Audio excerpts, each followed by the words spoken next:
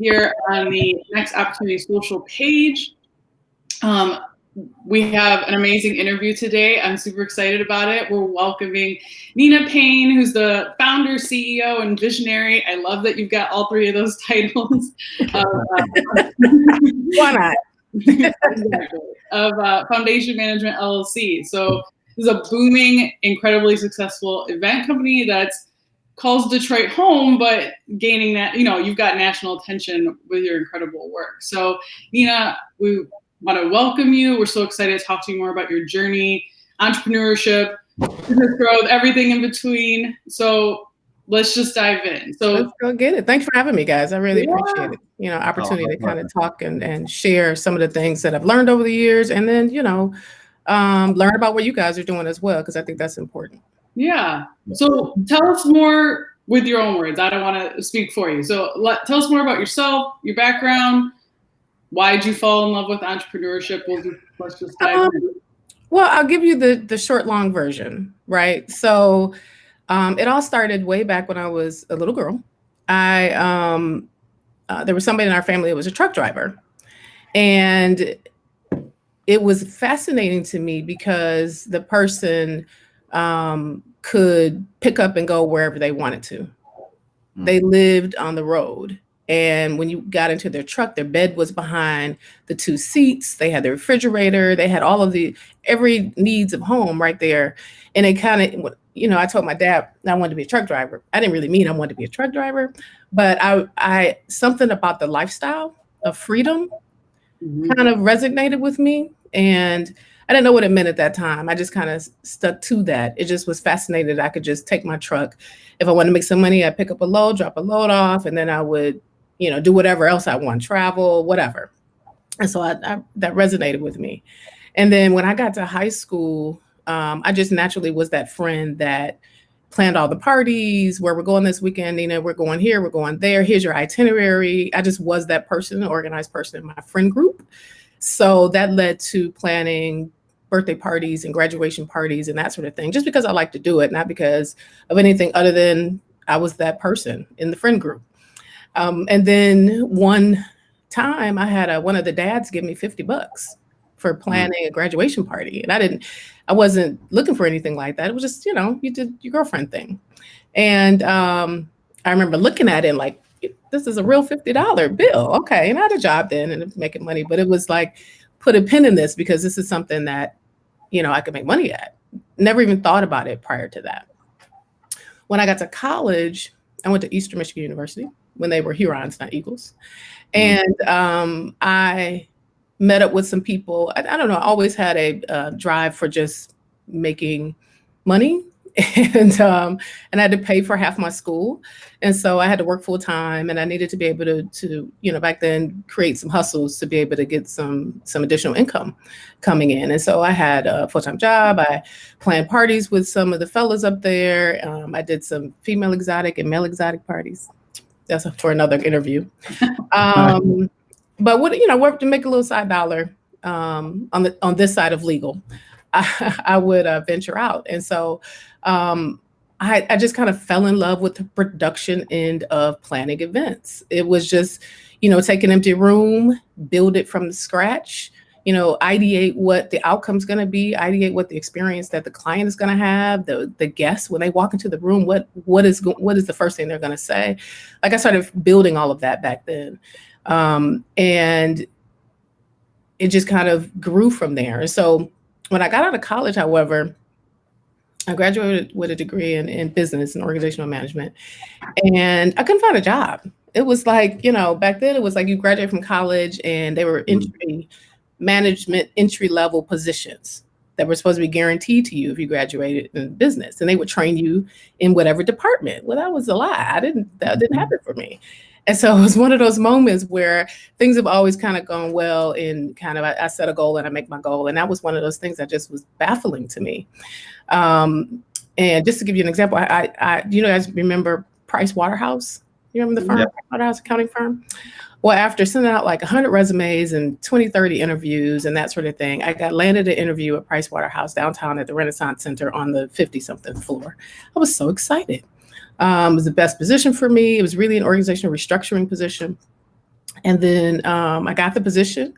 And by the time I got home, they had left something on my answer machine that said that they had downsized that particular department, and my position went out with it.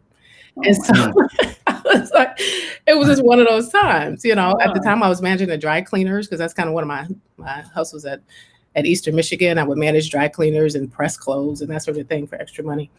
And I remember one of my clients, you know, I just had a knack for taking care of my people. And so one of my clients would come in daily. I knew what everybody wanted. It was kind of one of those things. And he happened to be a DJ on 92.3 FM. His name was Ken Bell. I just reached out to him recently just to thank him for, you know, his network. And we got to know each other. He knew my background of events and concerts and that sort of thing. And asked me if I would help his son, who had a group, to be the road manager. And I said, I don't know what a road manager is, but okay, we'll figure it out. And, you know, I'm always open to try new things. Let's do it. And next thing you know, I'm traveling up and down the coast, managing this group called the Y. And they were a cover band. Very good. But I learned a lot. You know, I was open. I really, really enjoyed the production, like I said before, of being out there. You know, I experienced the whole throwing groupies out of hotel rooms and, you know, drug life and all that sort of thing. And I remember coming back in a van full of boys, and it smelled like boy feet. And I said, $20 in my pocket, because I had to argue with the promoter for the band to get paid, and we had some issues. And that's just one of those things where I love what I did, but it wasn't it, because I wasn't making enough money. And so I decided to go back to church, because that's my foundation for everything. And as soon as I got there, I started managing the music ministry and throwing concerts and events and logistics management for the women's conference. And I kind of honed all my skills. There's some amazing people at that church I still keep in touch with. And then I invited a group to sing at a spring concert, and they asked me if I would manage them. Here's another opportunity. I don't know. Yeah, sure. You know, let's do it, you know. And I had to talk, because I had a lot of responsibilities at the church. I was working full time at that point. Finally got a job at a tech company. That particular tech company, I was able to start as an installation specialist, I think was the name. And I grew into, I traveled 50% of the time. I was on the road again. I think most of the jobs I've ever had, I traveled a lot. So I was able to move up in that company. And so I was doing simultaneously. I started Foundation in 2000. I was managing at this particular tech company. I was operations director. I had a bunch of people that I needed to lead, as well as a team of people on the other side. So I was working 80 hours a week easily while traveling for the tech company as well as my management company. So the management company started growing as I was growing at that particular tech company. And, we started making some splash, and I started hiring people. And so we were doing things like, I had up to 15 artists at one point. And so we were doing things like, I would have an event on one side of town or in California or Florida or wherever, and I had to send people to do the work because I couldn't be everywhere. And it grew. And so there was a moment at the tech company where I decided that it was time to go because this was booming. And also I found out that in that particular establishment that the men, my counterparts, were making a lot more money than I was. And so and there was a glass ceiling. There wasn't really any place for me to go, and it's time to spread my wings. So I remember making that decision in January of 2004, and I had left by June of 2004. And both feet all in, and we were on our way. Now I'm not working full time and have a business. I'm full time in business, and it's been that way ever since. And so we moved through touring and had these local acts all over the place, and that got the attention of some national management companies and production houses and other managers. And I started working with international artists and traveling the world doing tours and operations and road management and stage management and production management events. And eventually that got to a point where I realized that I was now off of my vision, and my vision being peace, passion, and purpose. build a legacy for the people around me. And I was having a ball. I traveled the world, meeting all kinds of celebrities and did all kind of amazing things. And I'm thankful for the opportunity. I wouldn't have had that opportunity had it not been for some people who believed in me. And so, but I knew it was time for me to focus right back on to foundation management and rebuild. And at that point is when I decided to get off the road, 2 feet on the ground in Detroit. At that point, I was traveling so much, I didn't really have a network here in the city. And I needed to build that network. I was, just all over the place. And so it was time for me to build a network, reach out to the community, connect. And I looked at what I had done, and I decided to do the things I was passionate about, which is event production, and a place that I could make a decent wage and be able to grow it and support other people as far as staff and contractors and vendors and, a life. And so in 2014, I came off the road. So 2015 was my really first year at being in corporate management, corporate event management. And this was going on 5th year. So last year and a half, we've been working on branding the company and spending a lot of money on investing in the company and changing the look and establishing processes and procedures and, the whole nine. And then came COVID. So that's the long and short version of where we are. So really in this space, corporate event management, production, and staffing, I'm a new player in the city. I've got 20 years of business experience that I could bring to the table, but I still have a lot of work to do. I still think, as many successes that I've had, there's never a moment where I get like, I've arrived. There's never that. So I'm always, got my goals. I think my goals are still back there. I got things I have to do, people I need to meet, things, we need to cross off. And even in this space where we are, we're in the pandemic and events, where we're not gathering, and I make money off of people gathering. It seems like a no-win situation, but it's not. Let me keep going. So that was incredible. Yeah, it was amazing. But I know a lot in a little bit, so I just wanted to give you the whole. That's the whole you did. story. That's an amazing way to start. That was great. With so many other nuances, but we'll talk about that stuff, I'm sure. So I want to unpack some of this because you said something. Let's unpack. I want to unpack, right? Okay. So, they're said that, entrepreneurs aren't born, they're made, right? And, whatever philosophy you have, it's yours. But I gathered early on that it was already in your DNA, right? It developed from an early age, right? You were on a trajectory towards entrepreneurship, right? As I'm listening to your middle school experience all the way through college. So one of the questions I have, right, because I know there are people out there, even including myself, you start doing all these different ventures and these different things, but you really don't see yourself as an entrepreneur. You're just hustling. You're just doing things and earning money. And you really don't, at some point, you start to see yourself as a business owner, like, okay, I need to go from just doing these various activities and earning income and hustling to actually building something, right? And you start looking at your business differently. So I want to hear what that process was like for you. Well, it's interesting. Let me just chime in. It's interesting because when I started the company, it was about that. It was about building a business. It was about understanding what a business was.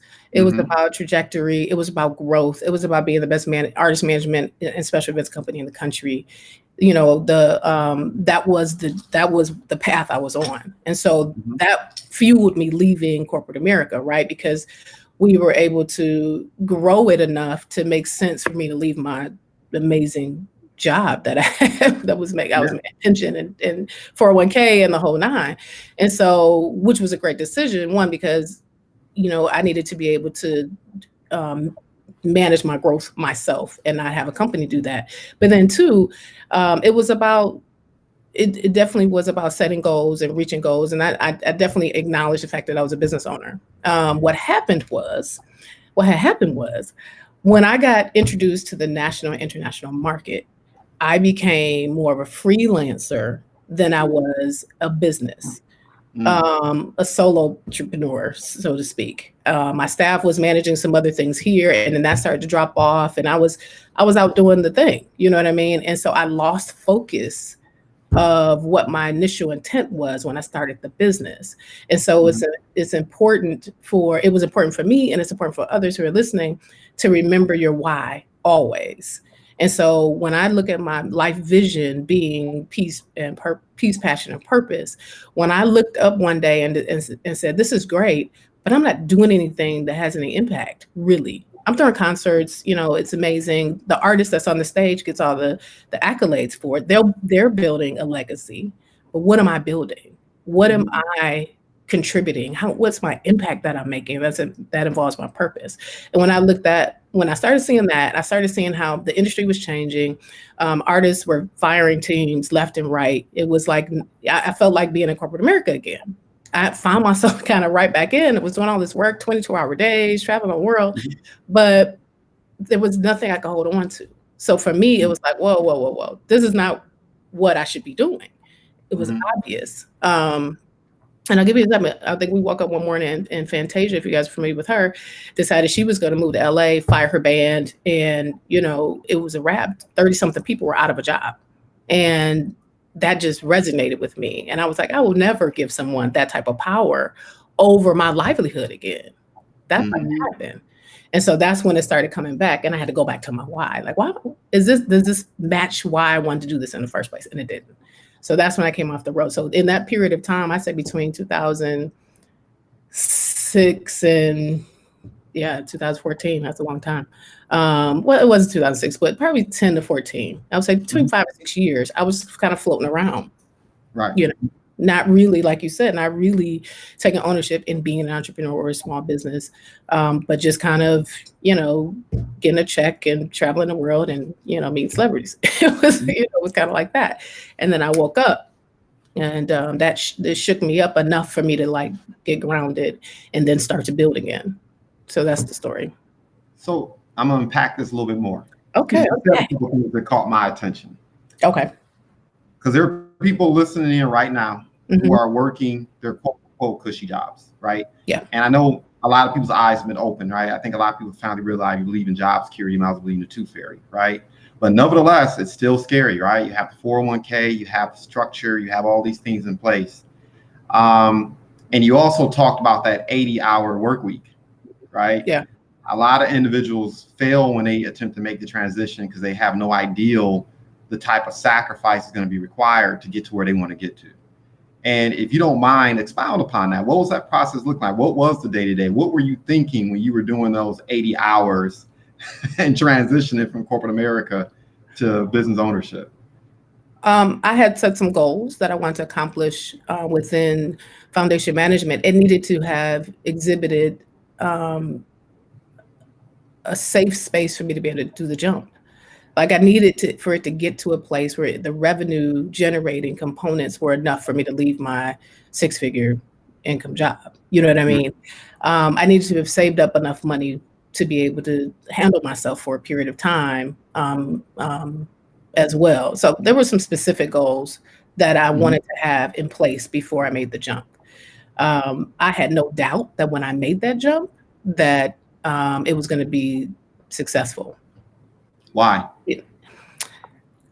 I just knew I was going to give it all I had. Like there was no piece of me that said it wasn't going to work. And then, you mentioned, I have a hustle spirit. So if it didn't work, I was going to do something else, but I wasn't going back to corporate America. There was no plan B for me. Just dealing with the situations in corporate America, being a Black woman, being a woman, being in leadership, and understanding how the dynamics worked in that particular company for me was enough for me to say no more.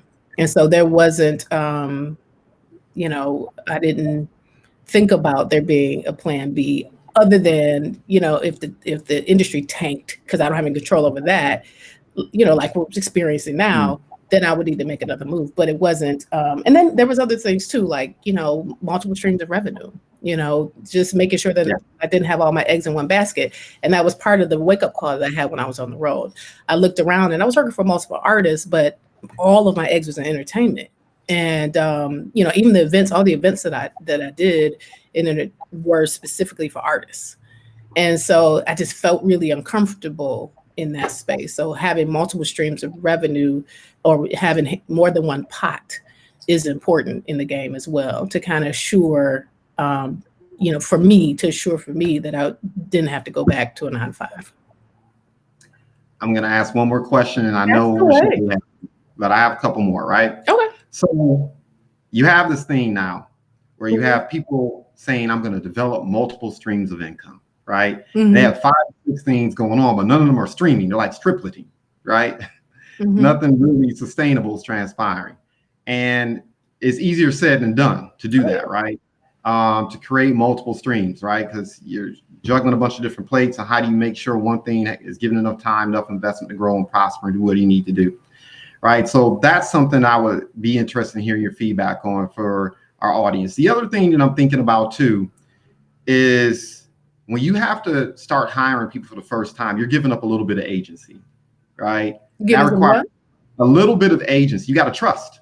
Oh, yes. You have to trust people, right? You're inviting people into your vision. You're inviting people into your baby, the things you've built. And for a lot of people, that's difficult to start taking on talent, how to manage people, how to speak with them, how to engage them, how to onboard. Those are 2 things I'm thinking about as I'm listening to you. Okay. What do you want me to talk about first? What's Whichever the one. First. The multiple streams of income for me, and everybody is different. You got to work. You have to decide what you're willing to do and not do, and what fields are going to be right for you. We have real estate. That's, kind of a passion of mine and my husband's. I married an entrepreneur. So we, it's all kind of ideations happening. He has a product line right now. He's selling, masks. He does merchandising, international business. So he always exporting and importing and doing different things. And so with him, it's easier now that we are diversifying it in multiple ways. And so when something comes up where like now, that's why you have to diversify. If one stream of your income goes down, the other one's supported. And then the other thing I want to say about multiple streams is, if you are an aspiring entrepreneur, and I believe this about everybody, you have to look at what other talents you bring to the table. Say, for instance, you're a glass maker and you only want to make glasses. There are 25 skills that you have to learn in order to make this one glass. Look at your components and what skill sets you bring to the table. And there are other opportunities that you can tap into that will bring you income. You have to look at and break things down in a way. Like there's restaurants right now that turn their stores into retail because the restaurant business was dead. What are you going to do? Cry in the corner, close down? No, we're going to pivot and we're going to make the best out of this. And so now we're selling the products that we once made. I thought it was fascinating to see how people are, pivoting in this process and not allowing this to beat them. That's the mindset of an entrepreneur. So did I answer your question? Yes, you did. Because you have a lot of people chasing the shiny object, right? Yeah. And they really, whether it be by training, experience, what they're really passionate about, you look at it and you're like, look, you don't build a business for a temporary fix, if you will, right? If you're thinking long term. So I love that you shared that. The hiring process, inviting people into your business, the 1099, W-2, how did you navigate all of that?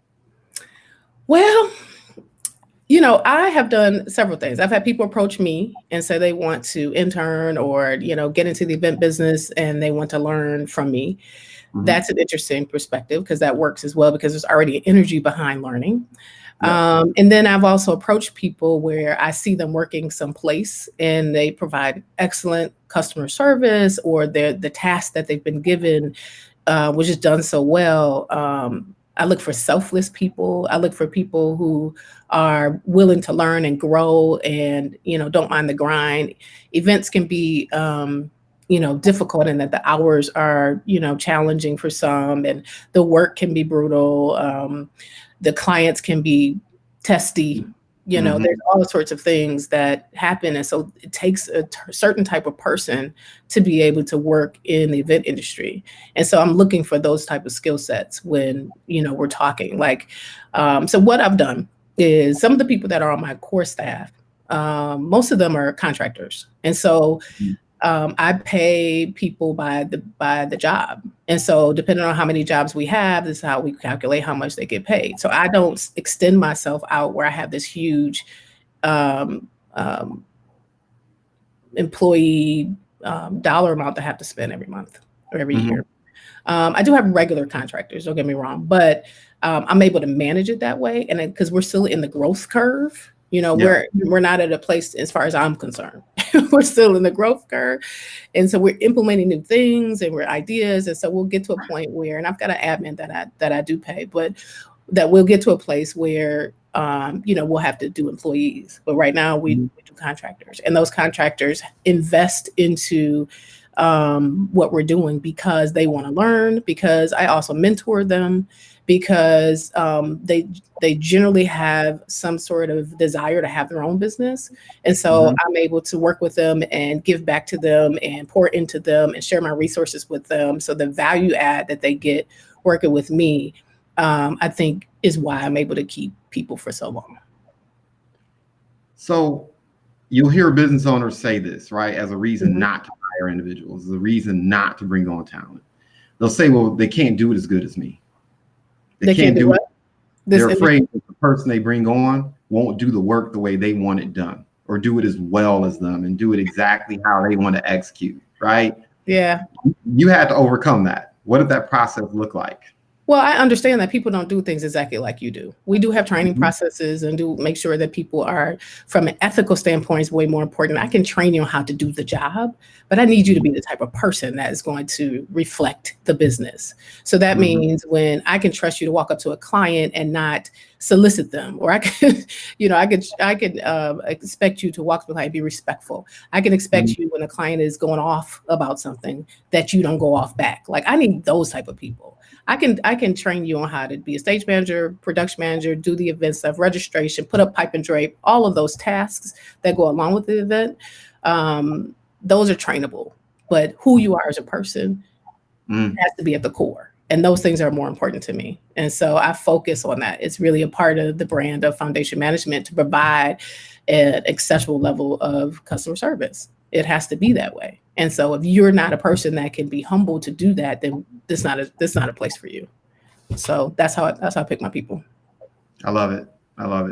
So, and then in the regards to people who say they can't do the job, like me, like, you're only one you, right? And so I don't expect the end result needs to be the same, but how you get there, I've opened myself to that.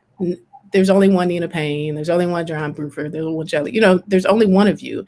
And so duplicating myself doesn't mean do it exactly like me. Duplicating myself is get the job done in the way that the client expects. And so the process might be a little different. I give some leeway to that, but the end result needs to be the same. Does that make sense? Yeah, perfect.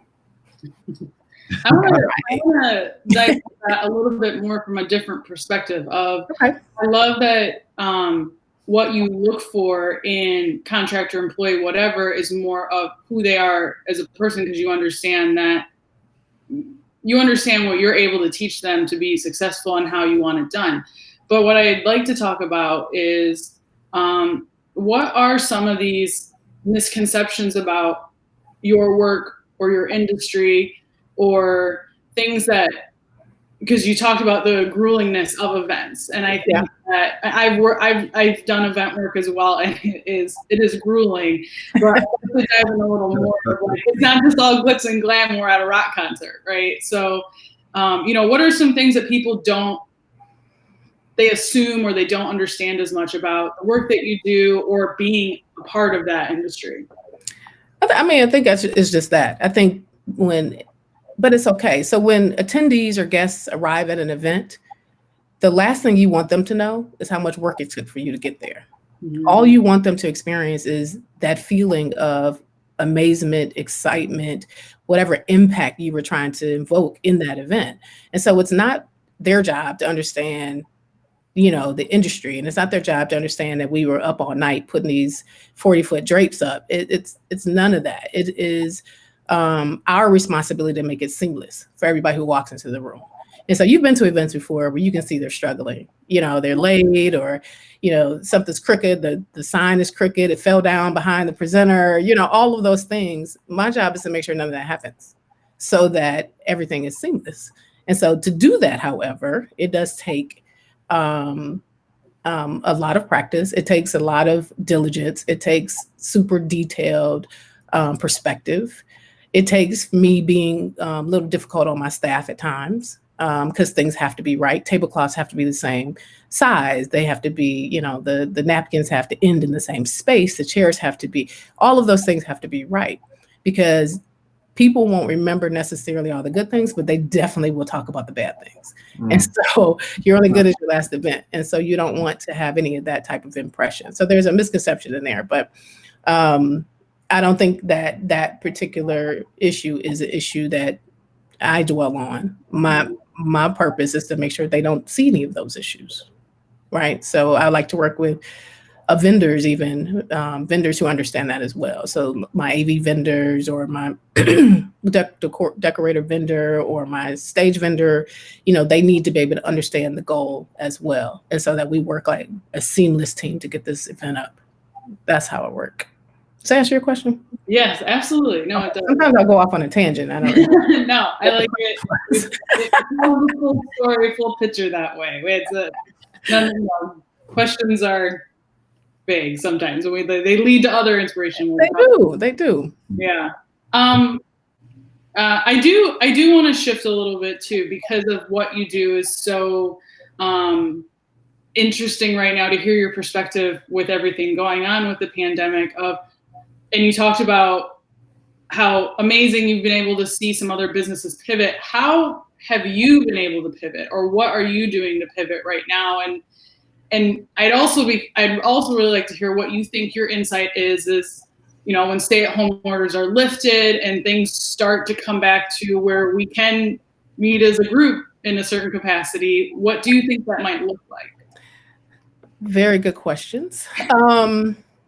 Pivoting, I've pivoted my whole life. Yeah. I've told you guys a couple of pivoting moments where I needed to maybe, make a pivot. And so I'm used to the ups and downs. The crash of 2008 was a really difficult time for business owners and myself. The entertainment got hit at the end of the housing crash. And so I had to, pivot then and be able to tap into some other revenue streams and resources. And when I talk about having other talents and skills at your beck and call to be able to go into when you need to, those things are really important. Like during this time, I'm getting my project management certificate, PMI. That's something I started a while ago, never finished. So some of the training and things that I'm spending time doing to kind of hone the skills and that sort of thing. That's one of the things. It's time to do that. The other things is tapping into other management. So I do project management. I do business consulting. So some of those areas have actually increased, which is great. For my clients that know that I do that type of work. And so being able to tap into your other skill sets, having other skill sets is really important. And if you don't know what skill sets you have, break down what it is that you're doing. So for instance, I was talking about glass, so if I sell hair or whatever it is that I'm doing, how are you marketing? Are you a good marketer? Is that something that you can add, you can help with other clients? It may just be managing people's social media pages, which is a huge asset to so many different people right now. It may be, you do a great job at doing content on social media with, quotes or whatever, designing different quotes. There's so many different things that business owners have to be able to do that if you break everything down, you have so many skill sets. So, but you have to be willing to pivot and change with the marketplace. So if you want to continue to do in-person events and you don't make this change, you won't last. Like you have to realize that the event, travel, tourism industry took a really, really hard hit. You're talking everybody from MGM and Las Vegas being shut down to, Italy and Paris, the Eiffel Tower being closed. So you're dealing with a huge global issue. And so if you don't pivot, you won't endure. You have to make that decision. Some of us as entrepreneurs are so freaking stubborn. We think we know everything all the time that it's difficult for us to say some advice. This is the lane I'm going to be in, and this is what I'm going to do, and nobody's going to stop me. I'm going to make it all the way. That's great. But is that reality? When I was managing artists, it's one of those things when it wasn't enough just to know how to sing. You need to know how to play an instrument. You know how to write music. You need to know how, you need to have other skill sets in order to be able to make revenue, in order to have a livelihood. Because not, as you've seen with music, it's changed, and now that, the selling CDs and selling singles and streaming online doesn't make you the same amount of money as touring. And guess what? There's no touring right now. Right. So you have to, you see these artists trying to diversify online and to be able to get to, but if they have those things already in place, that this change will be less painful for everybody. You know what I mean? So you asked me another question. What was the second question? Well, I was just curious to see, when we are stay at home, what do you see this looking like for the future with events? And I know that's a loaded question because this is very up in the air, but I'm curious from your professional insight. I'm sure you've mulled over this during this time of what's this going to look like when we come out of it to a certain extent. I call it when the curtain rises. Yeah. The curtain rises, and what do we see? I believe that the people in my industry, especially, will have to make sure that they include virtual in everything. I think we were doing a little bit of that. I'm partnered with a gentleman that does live streaming. And so we were already in that space, thank God. So I've kind of done some research, but we're not going back. This is new normal. So even if we have an opportunity to do hybrid events, because my focus is interactive participatory events. I like people to touch and to have experiences in person. And so the transition to virtual, once I wrapped my mind around the fact that we weren't going back, then it was all steam ahead on what these were going to look like. I believe hybrid events are going to be every day for us. And so there are people who will want to attend, and there are people who, in person, and there are people who won't want to do that. And so we have to be able to accommodate both. We need to be able to look at when people do come in contact or to an event in person, what does that look like?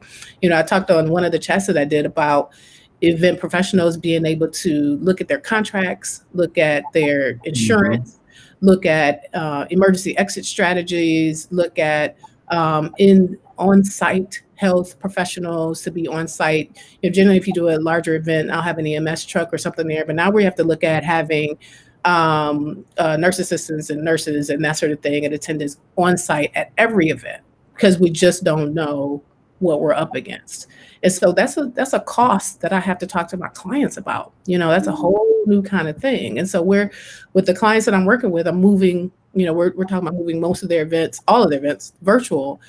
But what does that look like? You know what I mean? And what other things are we going to have to look at that we've never had to look at before? And so we're walking through those transitions with clients that have never even thought about doing virtual events. And so, that's difficult. But I think hybrid events are going to be the way of the future. If, there are some conferences that have been online for years. They've always been online. That's just kind of how they've done it. So we need to take, note of that and know that this new normal is going to include, it's not going to look like what we had before. And so if people think we're going back to normal, the old normal, they're mistaken, and they need to get ahead of the curve. And that's every business model. Every business model needs to think about that, not just, events. So that's what I think is going to happen. Who knows? But that's what I'm aiming at. I would love to go back to doing some in-person events, but they're all going to be hybrid. There's always going to be a component of virtual, I think, within those events. So yeah, pivoting, yes. So yeah, that's what Absolutely. I'm thinking. I'm hoping that we can, I'm hoping the worst is over. I have high hopes. We'll see. But we'll see. I don't know.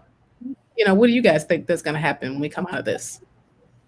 And I'm interviewing the interview. I agree with you. I think it's impossible to think that you can't have digital or virtual elements in any part of your business. I mean, my background's digital marketing. I've been on a high horse of this, every business needs this, right? Every business needs digital components to promote themselves. And so much of my work is with small business owners who, to be fair, are very reliant on their local communities, and they've been very successful that way. But you still have to have, even with your local community, this digital element for them to connect with you on that way. So yeah, I don't see it going back to normal like it was pre this way. It will be. I am excited to see what innovation comes out of this to really make virtual a really personal experience, because I think that's the part where I would miss that at a concert or an in-person event, that energy that I feel that comes off from a really great event. How am I going to get that same energy from a virtual event? So there's still a lot of growth and opportunity there for that.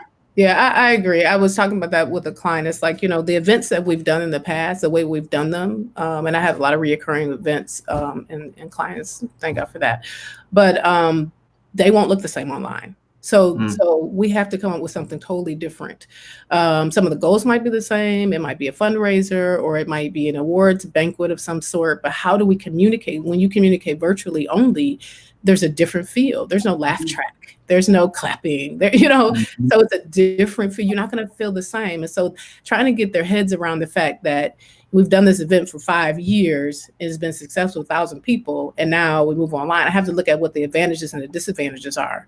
So the advantages of moving online is access. You have access to so many different people, your social media game, your data that you can collect, the interesting things that you can do while you're on one of these platforms, whether there's, chat rooms and questions or polling or, the things that they have now. I want them to have more. I've been looking at so many different these platforms and trying to create this experience, just like you mentioned, that is as good as we can get without, because here's the thing, I'm looking at a computer screen. I also can get up and do my laundry. Right. So you have to keep me engaged enough so that I'm engaged. And that could be challenging when there's so much online and that's all you have. Yeah. So I'm looking forward to the day where there's both. For me, I like to be in person and interact with people, but I have to be able to be, do both. I have to be able to do both. So looking at the advantages and disadvantages of moving online and be able to create new opportunity for clients, new revenue streams for clients, new opportunity for sponsors to be a part of these virtual events, so that they also get all of the digital footprints that, they may or may not get at an in-person event. You know what I mean? We might do a social media campaign and say that, Bank of America or whoever is sponsoring the event, but imagine what it looks like if I'm looking at this screen for 4 hours, So I think there's some really good advantages. And I think, my conversations is about, how can we make the best out of this? How can we win out of this situation as opposed to what won't happen? You know what I mean? And so it's my responsibility to be able to offer the clients opportunity to kind of look at different platforms to see what's going to work best for them. So I'm looking at what's behind you. I've been focused on that for like the last 10 minutes. Uh-oh. I got something? Yeah. I'm looking at goals. Yeah. Oh. Repeatedly throughout this discussion, when you've talked about pivoting, when you've talked about what has determined your trajectory, you've talked a lot about goals and vision and mission. And that's a piece that is often neglected. We're so often just doing. And then, of course, they've struggled with goals, right? It's not like most people have taken a class called How to Set Goals in Middle School or high school or college, right? Arguably, it's one of the most important skills you have to learn, particularly as an entrepreneur, but it's also the most neglected, right? And so without being too nosy or getting too much into your intimacies, I still want to know what does that process look like for you when you are goal setting and vision planning and mission boarding and doing these things that are necessary to kind of keep you on track and keep you grounded? For those who are listening who are like, I don't know how to set goals. What does that process look like? How do I do it? Like, how do I get focused? How do I get grounded? And it's different for everyone, but what does that process look like for you? For me, I set a life goal. When I talk about peace, passion, and purpose, those are not just words that I picked up because they start with P. They really are life goals for me. And I set my company goals built around those. And so whether it's right, wrong, or indifferent, or some entrepreneur and goal setting person is going to tell me that's not the way to do it, that's the way I've done it. And so peace for me is everything. Meaning, if I find myself in a position that takes my peace, then it's not the position for me. So it's easier for me to kind of do tracking if my life goals match up to my business goals.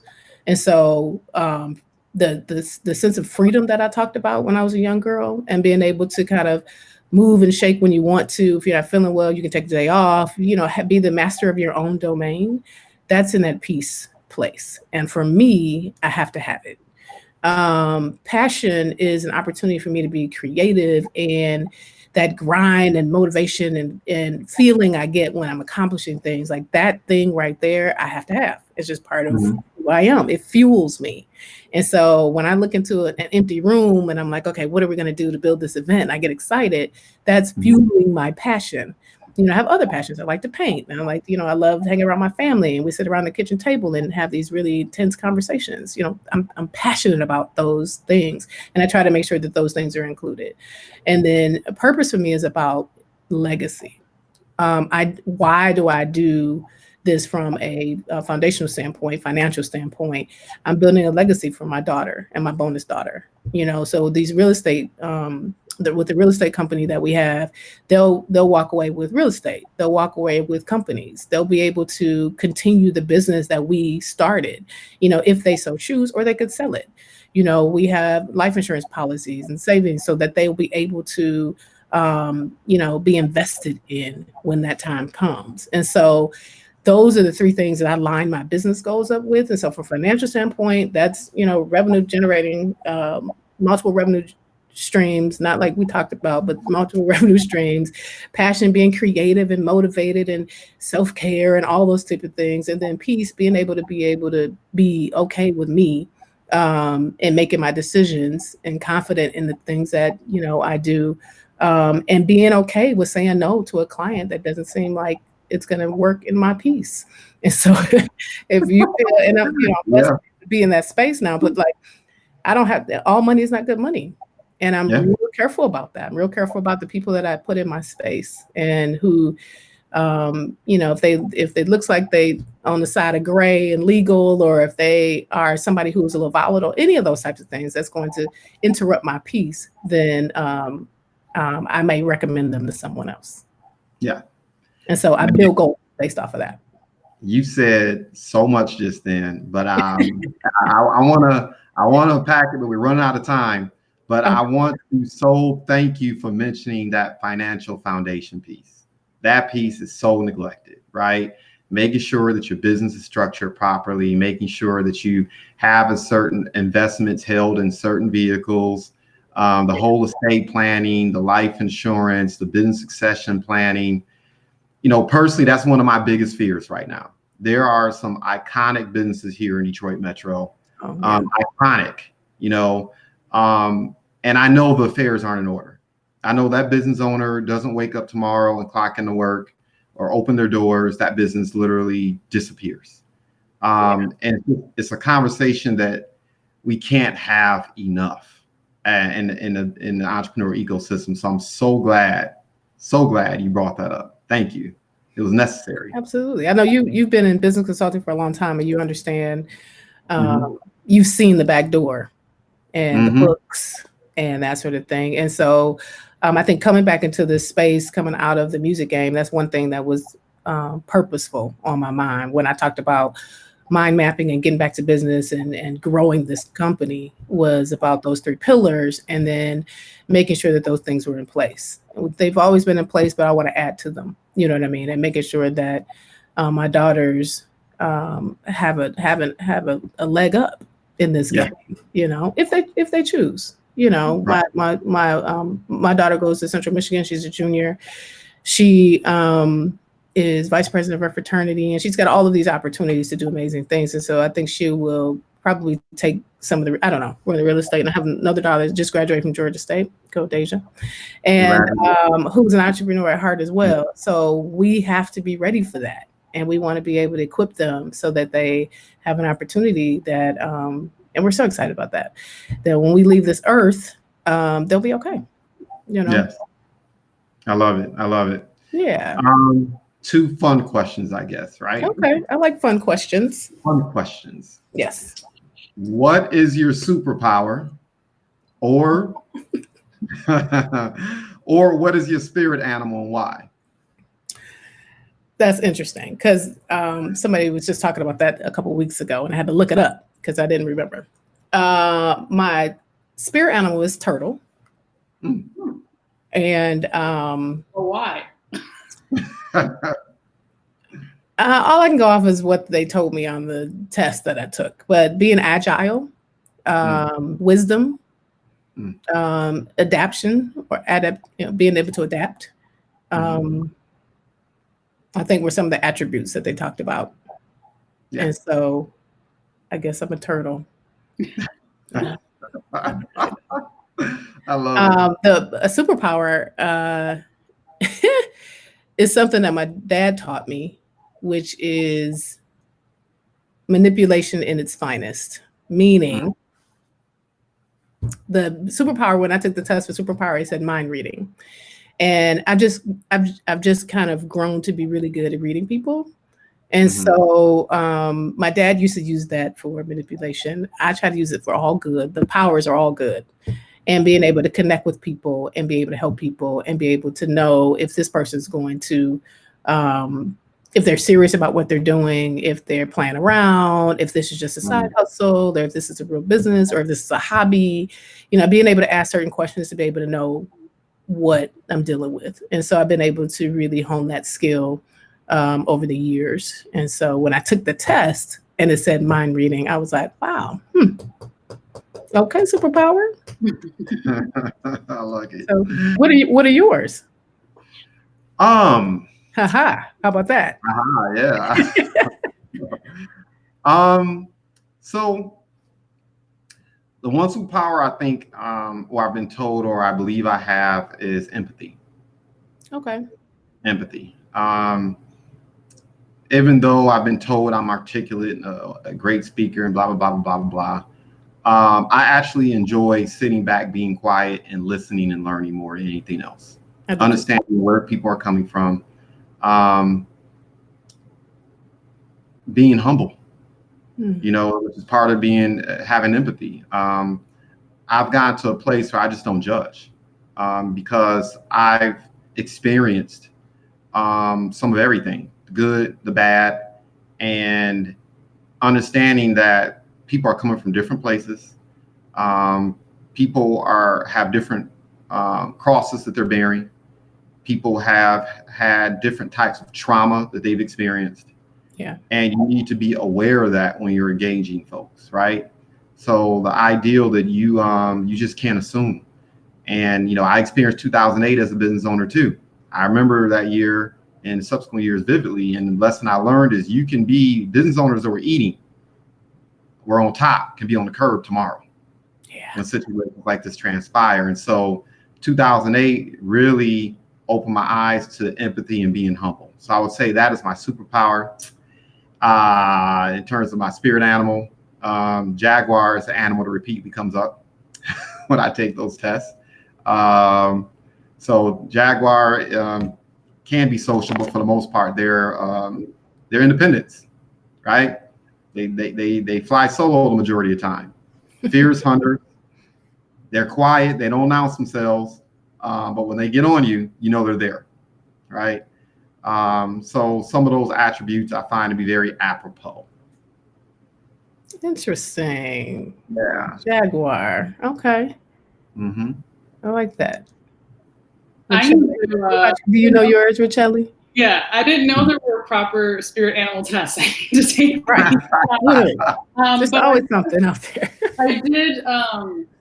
I always use the phrase or use the animal duck, a duck, and that's because I had a really amazing boss one time that really explained to me in the job that we were dealing with a lot of high stress situations, and that he's like, you got to be like a duck. You're gliding on top of the water, but those feet underneath are moving 800 miles a minute, but nobody sees that, right? And I think that explains a that though too with that event industry, right? With like those feet, they're moving. We don't see it. We just see the beauty of the glide on top. So I try and embody that.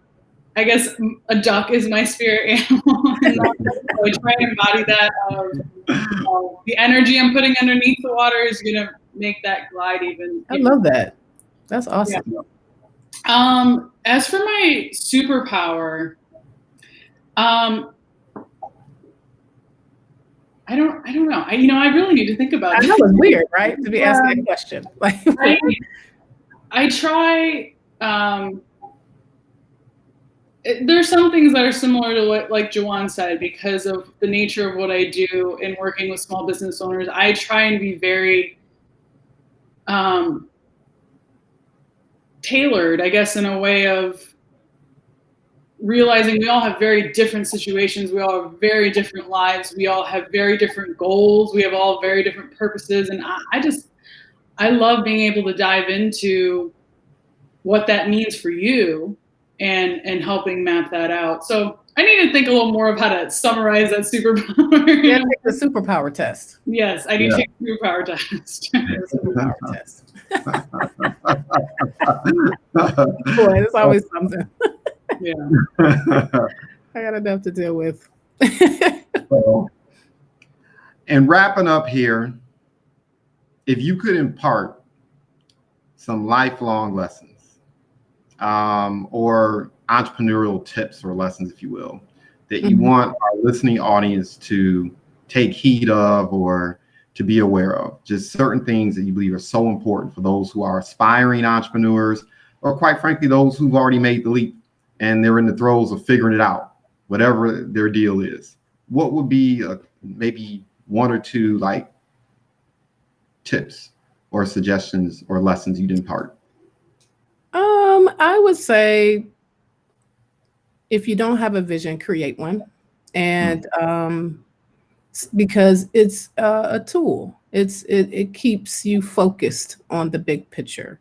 I think a lot of times and I say we because I'm guilty of it as well, we stay so much in the weeds of the business that it's difficult for us to pull out like a duck and look at everything that's happening below us. And so that keeps us kind of like a hamster on a wheel as opposed to growing and being able to have a bigger. So if you have a vision, like I have on my wall, it keeps you focused on what's next, as opposed to, okay, I got to find a software to manage my CRM and those things will have to be done too, but you have to focus on what's coming, to be able to grow and to build. And for those who, here's the other thing, for an entrepreneur who is a solopreneur, who is maintaining a good living by being a business owner, that's awesome. Don't feel like you have to take on the pressure of building a major company. I think there's so much pressure in that. It's okay to be a solo entrepreneur, LLC, but solo so that, and you just make a living at being a small business owner. There's no harm in that. And there's so much stuff on the internet and pressure to build and grow and get your webcast and teach classes and do all this sort of stuff. I just want to encourage those and there's so many of them. There's so many of them that it's okay.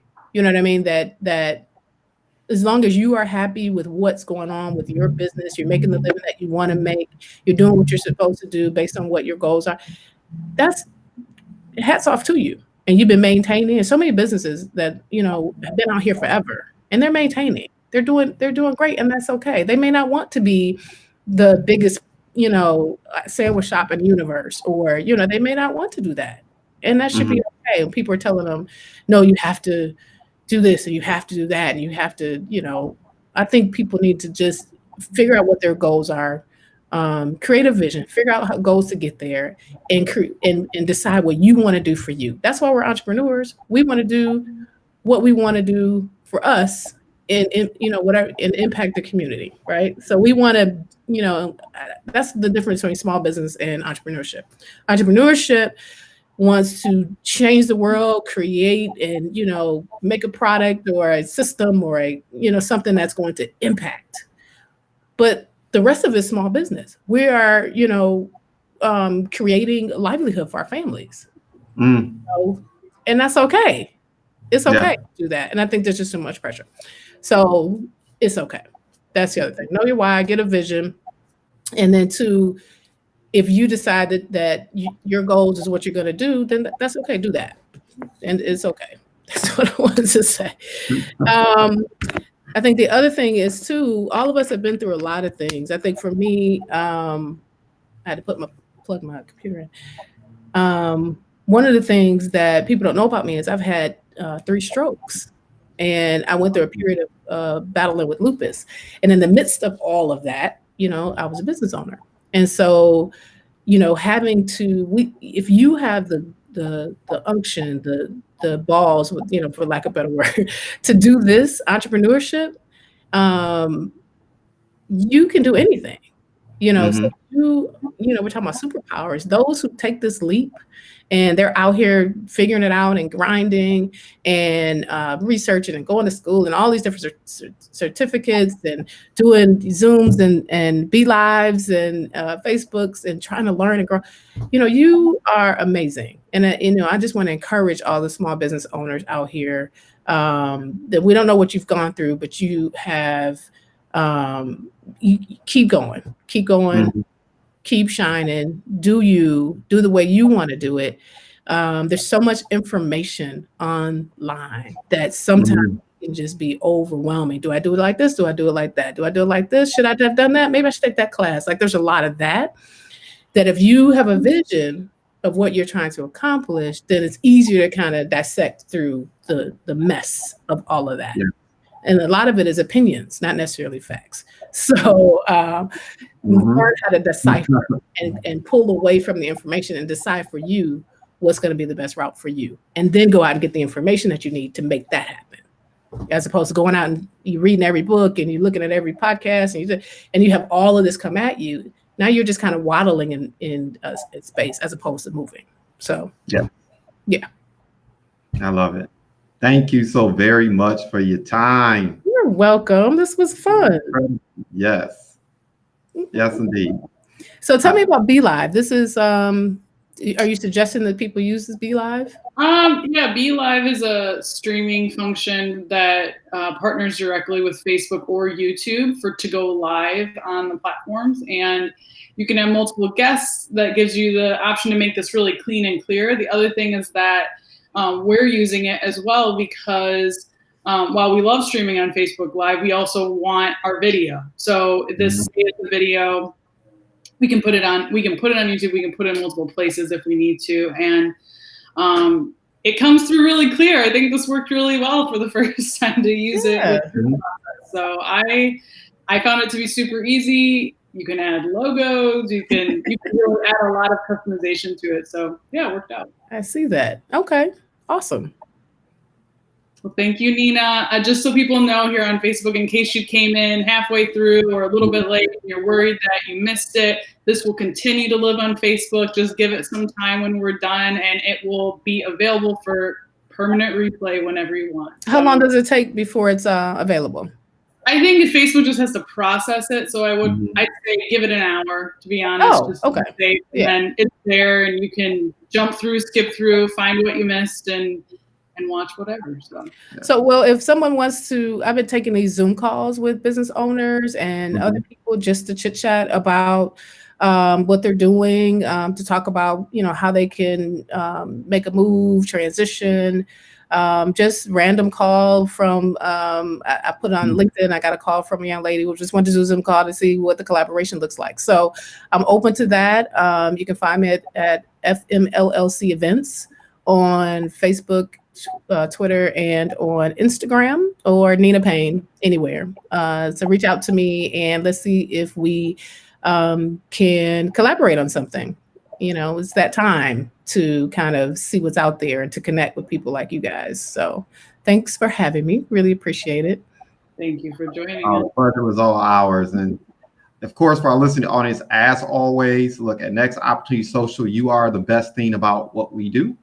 And any feedback, commentary, suggestions in terms of topics or subject matter you'd like us to cover, we are all open ears. So by all means, please do provide that feedback once we conclude here. Absolutely.